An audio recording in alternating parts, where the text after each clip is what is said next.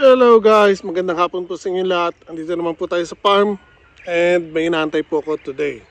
So umorder ako ng pataba, yung dumi ng hayop. So sa mga nakapanood ng videos ko before, nang umorder ako ng dalawang truck na 2 tonelada, bali 4 tons na animal manure or dumi ng baboy. Ginamit ko doon sa bahay, sa garden ko, inalo ko sa lupa. So dito sa farm, magpapatambak ako dito. Titingnan ko muna ang 2 tonelada, bali isang truck na 2 tons.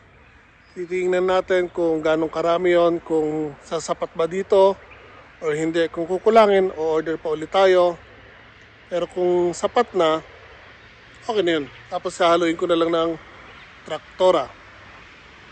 So 2:30 darating daw sila. So alas 2 na pasado, nag-aantay na lang po ako na makarating sila para masabi ko kung saan nila itatambak yung in-order kong animal manure. So yung dito tatambakan natin, pero yung doon sa loob hindi na po kasi naka-set na po tayo doon, nakapagtanim na po tayo. Ang ginawa ko naman doon, chicken manure naman po ang ginawa kong pataba sa mga halaman. So dito naman again, yung dumi ng baboy galing sa pig farm ang gagamitin po natin. So before, ang plano natin dito ay tataniman dapat natin ng talong. Pero again, ayan po, dahil late na ako nakapagtayo ng poste, hindi ko na kayang habulin. And kung nakikita nyo po, wala pa po siyang wire mesh. Hindi pa rin po ako nakaka-order kasi syempre yung pera. Pinabudget lang po kasi natin yung hawak natin pera. Kaya wala akong pambili pa ng wire mesh. Kaya wala pa pong nakakabit na wire mesh dito sa bakod natin. So for the meanwhile, patambakan natin ng pataba, then ikakalat natin yung pataba, then papadaanan natin ng traktora.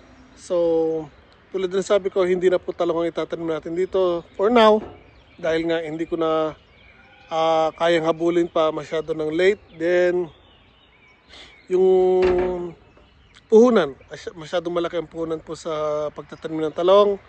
So start muna tayo sa less ang puhunan, hindi masyadong mabigat, na hindi rin kailangan na masyadong tao na babantayan.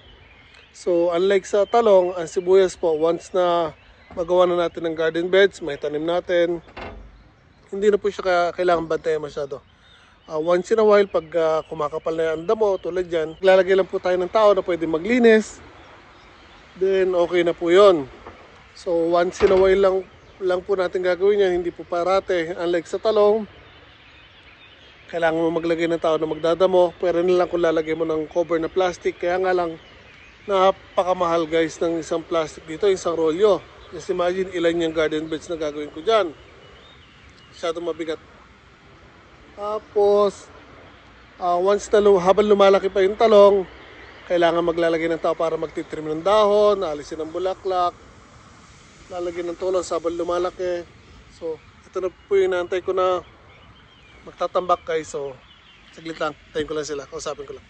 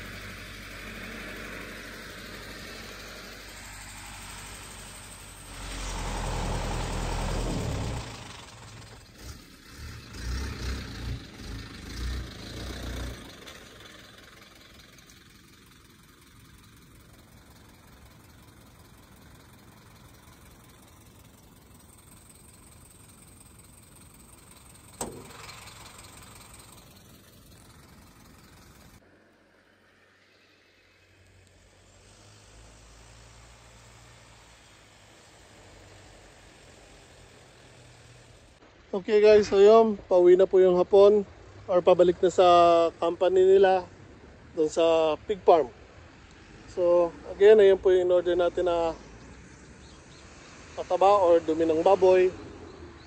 So 2 tonelada po yan, and ikakalat natin yan dito. So tinanong ko siya kanina, sa tingin mo sakto na kaya yan?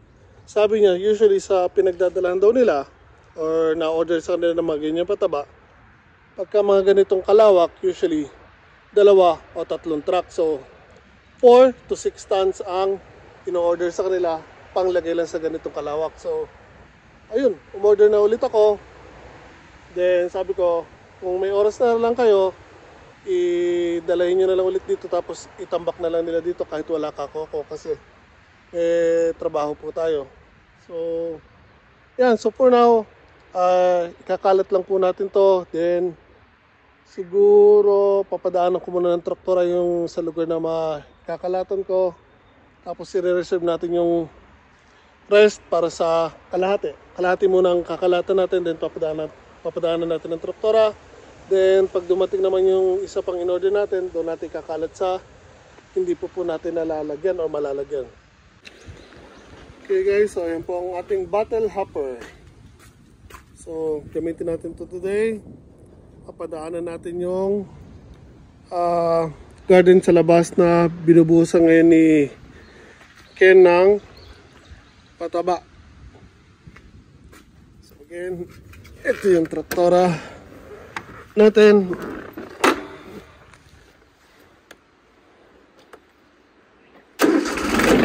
O diba? One click. So lagyan natin dito ng cup holder para may lagayan tayo ng inumin.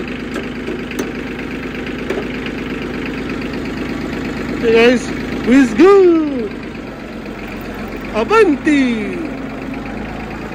Abante tayo guys, abante.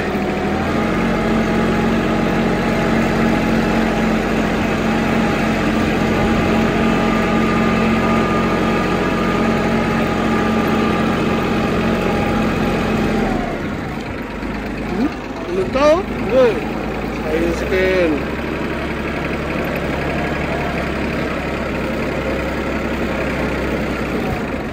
Ken, shout out!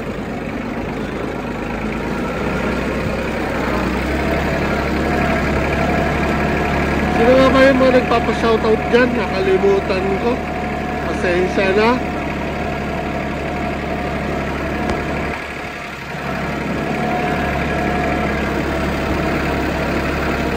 So, yan. Padaanan ko lang ng traktora to. Set muna natin yung atras tayo.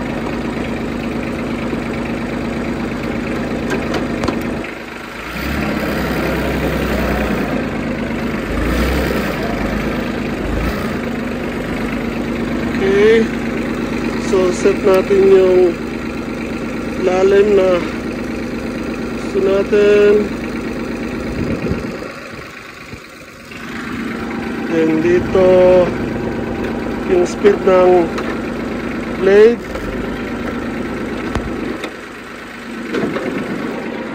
Okay, umanda na yung blade. Then baba natin to. Gear.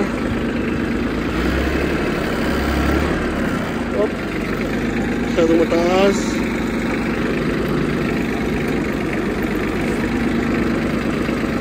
Masyado pa rin mataas. Hindi pa.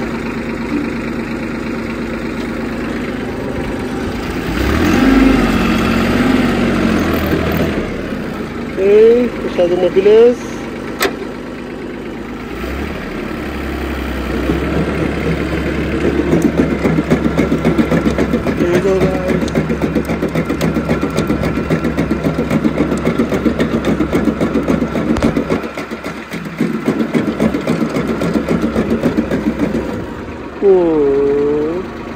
Babaan ko pa ng konti.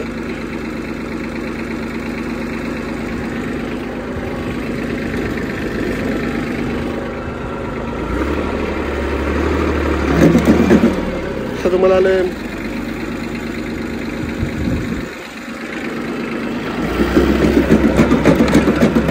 Okay, so again, ito, tinatambakan ni Ken ng dumi ng baboy. In order po natin yan. So habang tinatambakan niya, ako naman papadaan ako ng traktora yung mga tinatambakan niya na. Thank you natin guys.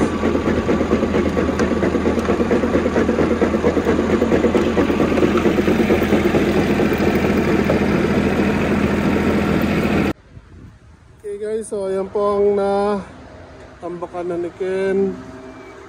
So far, konti na lang natitira. Again, 2 tonelada po yan. Pero yun na lang po natitira. So, umorder na po ulit ako ng 2 pang truck. So, 4 na tonelada yon. Kasi yung sa 2 tonelada na dinala sa akin, hanggang dyan lang po. So, at least doble pa ang natitira. Kaya 2 truck na po ang in-order ko.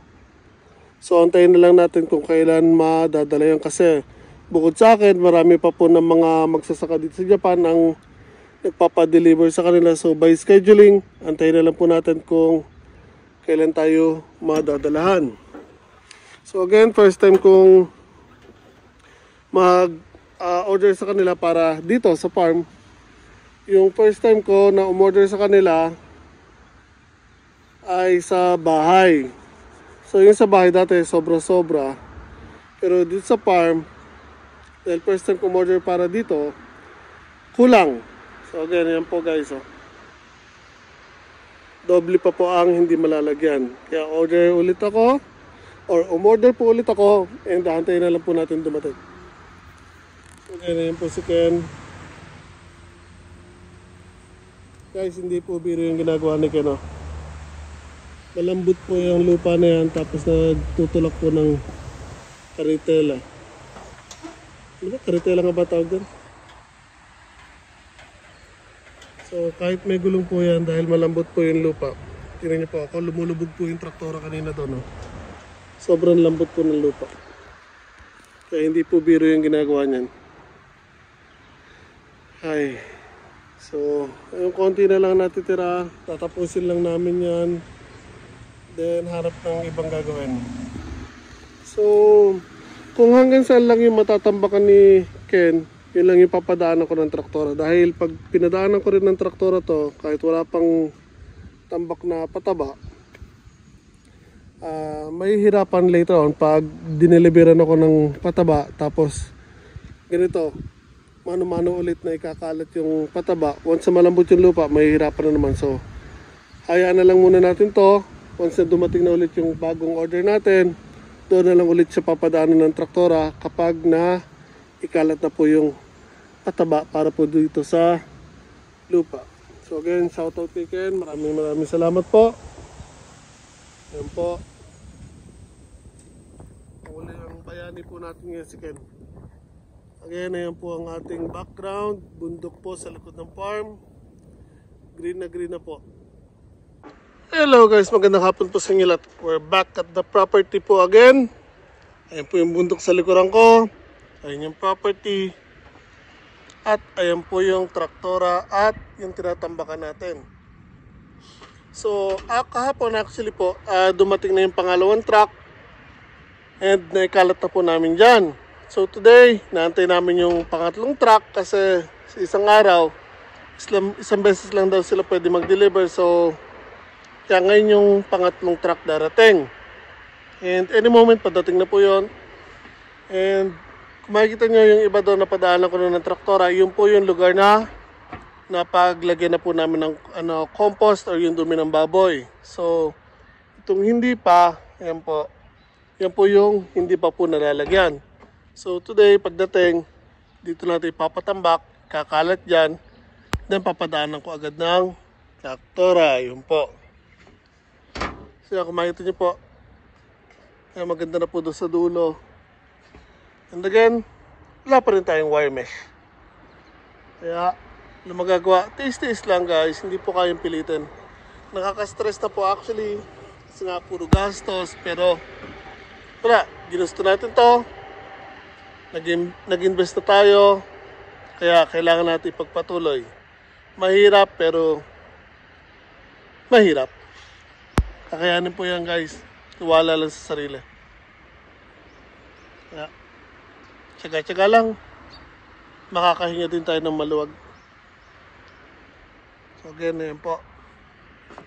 Yung mga kasama nga pala tayo ngayon. Nandiyan si Takeda-san. Tapos isang hapon.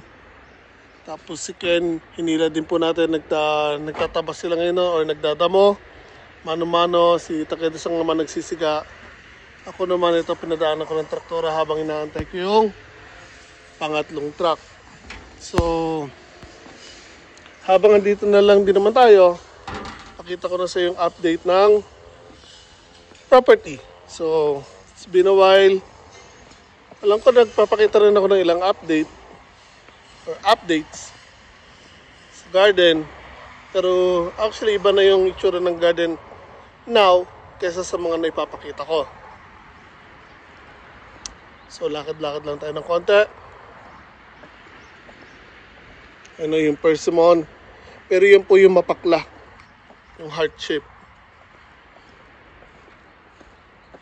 So again guys. Ito yung property. Ayan yung mga halaman natin. Ayan yung mga kasama natin. Doon busy. Oh. Yung si Takeda-san nagsisiga. Ayun naman si Ken. Tsaka yung isang hapon. Nagdadamo pero walang kulong. Again, dito yung mga mais, nagsibulan na pero hindi lahat. Yung kasaba, ayan, naglilitawan na rin, pati yung gabi. Again, dito hindi ko pa nalalagyan ng sitaw, although meron akong seeds, kaya nga lang, hindi ko pa yun naitatrim, sobrang busy. So yung mga talong, kamatis, may mga bulaklak na. Yung patatas natin naka 1 month na, may mga bulaklak na rin.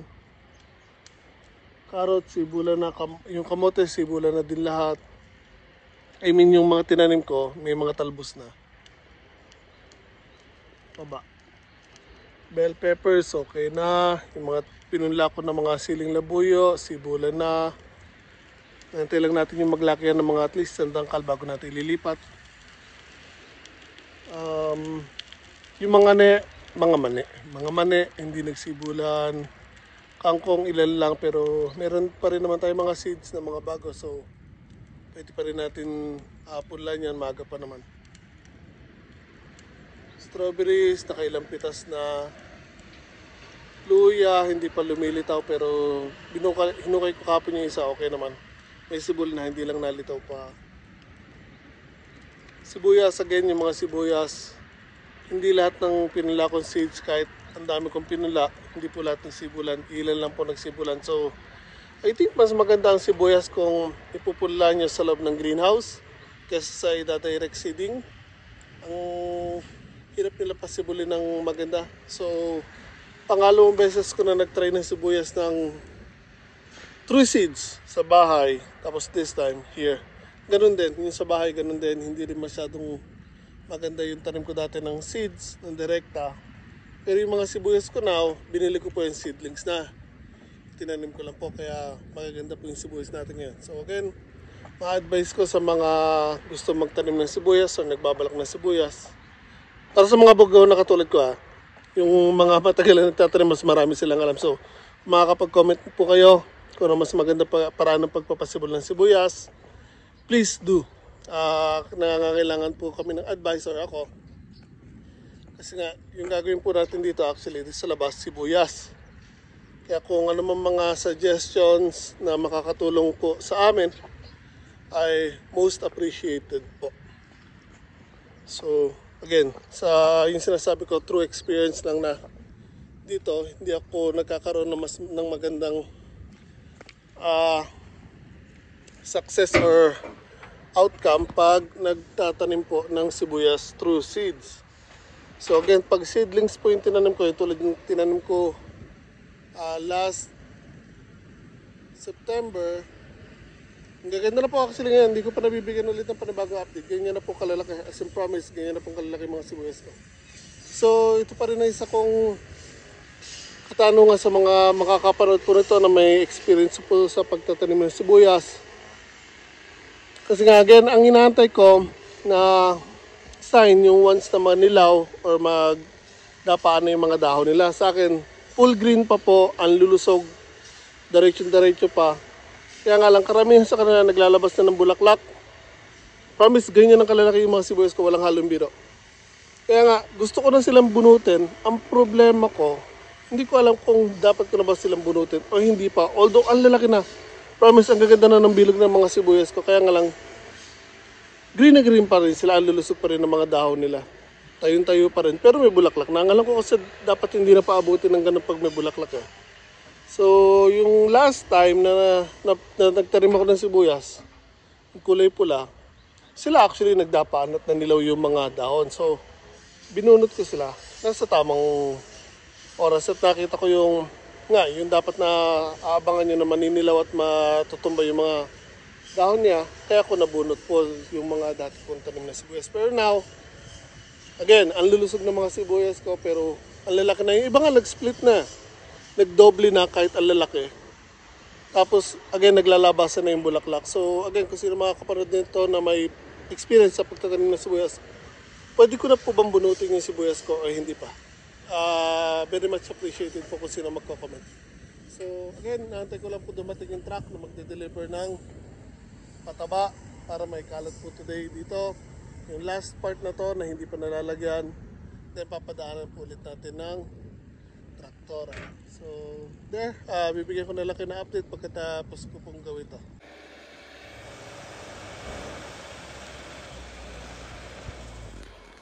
Okay guys, so yun po yung truck. Papaalis na po siya. And ayan po. Ibaba niya na po, naibagsak na yung patabay na in-order natin. So dati kasi isang tumpok lang yung ginagawa niya. Sinabihan ko ngayon, nakiusap po kung pwedeng gawin 3 tumpok para hindi na kami nagagamit nitong karitela. Karitela nga ba tawag dyan? Kalimutan ko, sorry. So yan, mano-mano pong kinakalat niya ni Isang tsaka ni Ken. Diba? Wala pa kaming makina o yung kinakabit sa traktora sa likod para doon mo lang ilalagay tapos iilahin mo ng traktora then isasabog mo sa hatake. Wala pa tayo noon. Later on pag pinagpala tayo, God willing, na magkaroon. So dito isa-set up lang kasi sa likod yun. Babaklasin mo lang to, then kakabit mo doon, tapos pupunuin mo lang yun ng loader, yung parang box niya, hilahin mo, then switch mo lang, tatapon niya yung hinihila niya. So again, sa ngayon wala pa, kaya test muna tayo mano-mano. Kaya ito, tutulungan ko muna yung dalawa dahil nakakawa naman, baka magreklamo sa akin, puro vlog lang ako ng vlog. Kaya guys, yan lang kayo.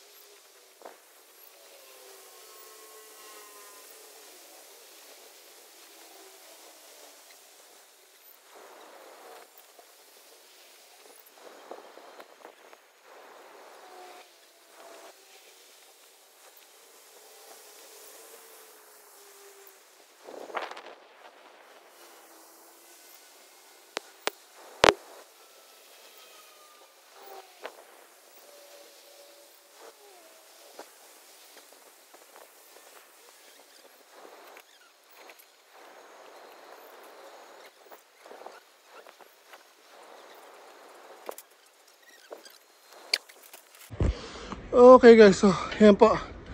Naikalat na natin. So now, sampa na ako kay battle hopper ko. At padaanan ulit natin ng traktor ang atake.